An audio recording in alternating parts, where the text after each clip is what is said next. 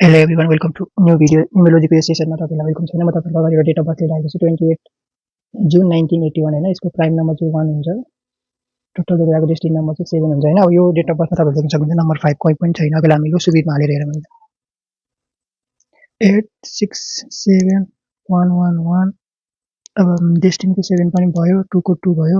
त हेर्नु अब यो डेट अफ बर्थमा नम्बर 5 नै छैन। अब मान्छेले के भन्छ नम्बर 5 भनेको चाहिँ स्टेबिलिटीको नम्बर भन्छ। यदि तपाईको लो सुबिरमा नम्बर 5 छैन भने तपाई 9 पनि भइहाल्यो। तपाई चाहिँ के पनि गर्न सक्नुहुन्न। तपाईको लाइफ चाहिँ एकदम नराम्रो हुन्छ। नम्बर 5 भएन भने के पनि हुँदैन भन्ने चाहिँ एउटा मान्छेको मिसकन्सेप्ट छैन। म त तपाईहरुको लागि लिएर आएको थिएँ। त्यसैले चाहिँ मैले लो सुबिर लिएर आएको छु। यो लो सुबिर भनेको one of the richest person अहिलेको 21st जेनेरेसनको सबभन्दा रिचेस्ट बिलिनियर मिलिनियर भनौँ न इलन मस्क हो हैन। उहाँको डेट अफ बर्थमा नम्बर 5 नै छैन। यहाँ देख्न सक्नुहुन्छ नम्बर 5 कहीँबाट नै आएको छैन हैन। अब के इलन मस्क नम्बर 5 नभए पनि कसरी भयो त भन्ने हुन्छ नि त हैन। किनकि नम्बर 5 भनेको स्टेबिलिटीको नम्बर होइन। Number 5 is not the number of stability. स्टेबिलिटीको नम्बर 5 चाहिँ होइन।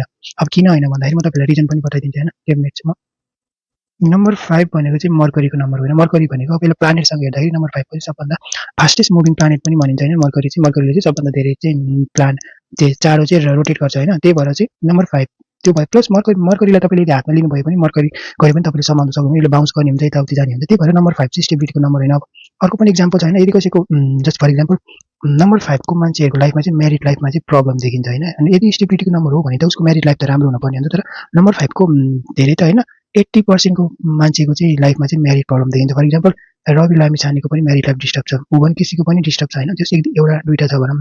अब बाहिरको हेर्ने भन्दाखेरि वान अफ द तीनटा मध्ये एउटा खानको हैन आमिर खान पनि 5 हो। उसको पनि म्यारिड लाइफ डिस्टर्बै छ हैन। त्यही भएर नम्बर 5 चाहिँ स्टेबिलिटीको नम्बर होइन हैन। त्यही भएर त्यो कुरा चाहिँ मिसकन्सेप्ट मान्छेले कसरी गर्छन् भन्दाखेरि फर एक्जाम्पल 1 2 3 4 5 6 7 8 9 भयो नि त। यो नम्बर 5 चाहिँ स्टेबिलिटीको नम्बर बीचमा भएर चाहिँ यता पनि हेर्ने यो चाहिँ स्टेबिलिटीको नम्बर हो भन्दै। तर नम्बर 5 चाहिँ स्टेबिलिटीको नम्बर होइन। अब यो मध्ये अरु नम्बरहरु पनि राम्रो 5 भन्दा अरु बेटर नम्बरहरु पनि छ हैन। त्यही भएर नम्बर 5 चाहिँ राम्रो हो। तपाईको डेट अफ बर्थमा हुनै पर्छ भयो भने राम्रो हुन्छ त्यस्तो होइन। किनकि नम्बर 5 को अब अर्को मिसकन्सेप्ट चाहिँ के छ नम्बर 5 को कुनै पनि एनिमी हुँदैन नि। नम्बर 5 को एनिमी हुन्छ। फर एक्जाम्पल तपाईले जसको डेट अफ बर्थ जसको प्राइम नम्बर 5 अनि डेस्टिनी नम्बर 2 भेटाउनु हुन्छ नि उसको म्यारिड लाइफमा प्रब्लम हुन्छ कि 2 र 8 चाहिँ त्यति मिल्दैन। 2 र 5 चाहिँ त्यति 2 र 5 चाहिँ त्यति मिल्दैन के यो नम्बर हैन। त्यही भएर 2 को एनिमी अथवा जस 5 लाई चाहिँ कन्सिडर गर्न सकिन्छ हैन। अनि अर्को पनि मिसकन्सेप्ट छ मान्छेहरुको हैन। यदि फर एक्जाम्पल त्यो लो सुक्रिट भयो।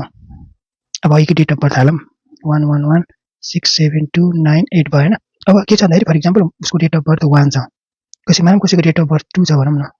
2 डेट अफ बर्थको अब मान्छेले चार्ट हेर्छ, लो सुक्रिट हेर्छ, यताउति हेर्छ। तर यसमा नम्बर 5 मिसिङ छ।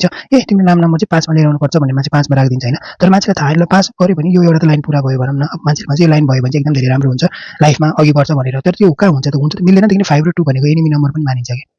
त्यस्तो धेरै त हैन। त्यो यो चाहिँ नम्बर 5 र 2 चाहिँ राम्रो नम्बर मानिने कि। मैले अघि नै एक्जाम्पल दिएँ 5 र 2 भएको मान्छेको म्यारिड लाइफमा चाहिँ प्रब्लम हुने चान्स धेरै हुन्छ।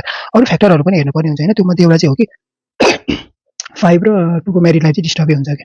कसैले फर एक्जाम्पल 5 यदि तपाईको डेट अफ बर्थ 5 14 23 छ। तपाईले म्यारिड गर्नु भयो नम्बर 2 तारिखमा भने पनि नराम्रो दिन चान्स हुन्छ कि तपाईको लागि फेभरेबल छैन नि त हैन। वाइफको पनि हेर्नुपर्ने हुन्छ हैन। वाइफको पनि नम्बर हेर्नुपर्ने हुन्छ। जस इन जेनरल भन्दाखेरि चाहिँ नम्बर 5 चाहिँ त्यस्तो धेरै मान्छेले इम्पोर्टेन्ट दिन्छ। तर मलाई चाहिँ त्यस्तो लाग्दैन। नम्बर 5 चाहिँ बेस्ट नम्बर हो भनेर। अब त्यो मान्छे नम्बर 6 पनि एकदम धेरै राम्रो। अब सबभन्दा बेस्ट नम्बर भनेको त नम्बर 3 हो के।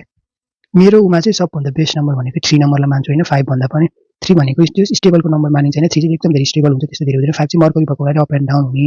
अनि जस्तै अब भने त अघि नै 5 को त्यो म्यारिड लाइफ पनि अलिकति डिस्टर्ब आउन सक्ने चाहिँ चान्स हुन्छ। फर एक्जाम्पल तपाईको नाम पनि 5 मा छ, फुल नेम पनि 41 5 मा अथवा 23 को 5 मा छ, प्लस तपाईको डेट अफ बर्थ पनि 5 छ भने यो मान्छेको म्यारिड लाइफमा प्रब्लम आउँछ हैन। अब वाइफको पनि हेर्नुपर्ने हुन्छ मैले भनेको। तर इन जेनरल चाहिँ कसैको नेम नम्बर पनि 5 छ प्लस डेट अफ बर्थ पनि 5 छ भने चाहिँ म्यारिड लाइफमा प्रब्लम आउँछ है। मैले भने तपाईलाई अब यो एउटा राम्रै लेसन दिए जस्तो लाग्छ मलाई। किनकि लो सुक्रिटमा नम्बर 5 नभए पनि मान्छेहरु धेरै नै सक्सेसफुल हुन्छ भनेर। इलन मस्क 5 नम्बर छैन उ कसरी सक्सेसफुल भयो त। उसको नेम नम्बर पनि 5 मा छैन कि क्याल्कुलेट गर्नुहुन्छ भने। Thank you so much this pass